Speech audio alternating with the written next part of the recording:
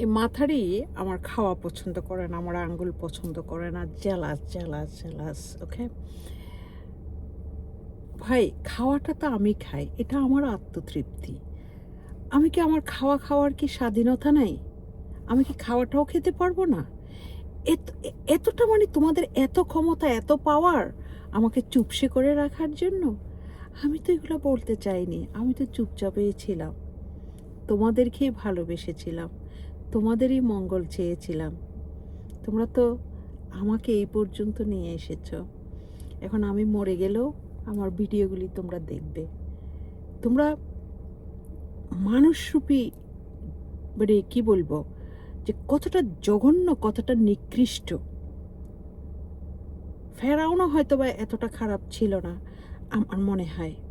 যে আমি খেতে পারবো না, আমার খাওয়ার স্বাধীনতাটুকু নাই, আমি আমার মতো খেতে পারবো না। কেন আমি আমার খাওয়ার স্বাধীনতাটুকু কি আমার নেই? আমি কি আমার মতো খেতে পারি না? এটুকু আমার অপরাধ? এত অপরাধ আমার, এত দোষী আমি, এত অন্যায় করেছি আমি? এজন্যই আমি বলি যে বন্ধুর থেকে শত্রু থাকাটা মানুষের জীবনে খুবই খুবই খুবই খুবই জরুরি।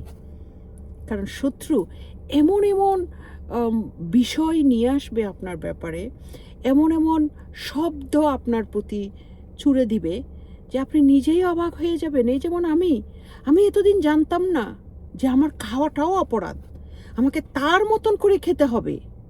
কেন ভাই? আমি কি তোমার আন্ডারে? তুমি কি আমার জীবন কন্ট্রোল করবা? তুমি কি আমাকে কন্ট্রোল করবা? আমার উপরে কি তোমার কোনো নিয়ন্ত্রণ আছে? হ্যাঁ বলো, আমার উপরে নিয়ন্ত্রণ আছে? আমি কি তোমার কিছু লাগি, কিছু হই? তোমার সাথে আমার কোনো সম্পর্ক আছে? কেন আমাকে এত টর্চার করছো তাহলে? কেন আমাকে মানসিকভাবে এত অত্যাচার করছো? কেন আমাকে মানসিক টর্চারিং করতে করতে আমাকে মেরে ফেলার চেষ্টা করছো? আমি খাচ্ছি, সেটা পর্যন্ত একটা অপরাধ হয়ে গেছে।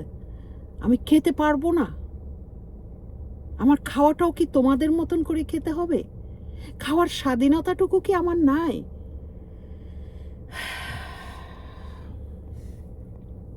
খাওয়ার স্বাধীনতাটুকু কি আমার নাই? এতটা ক্ষমতা তোমাদের?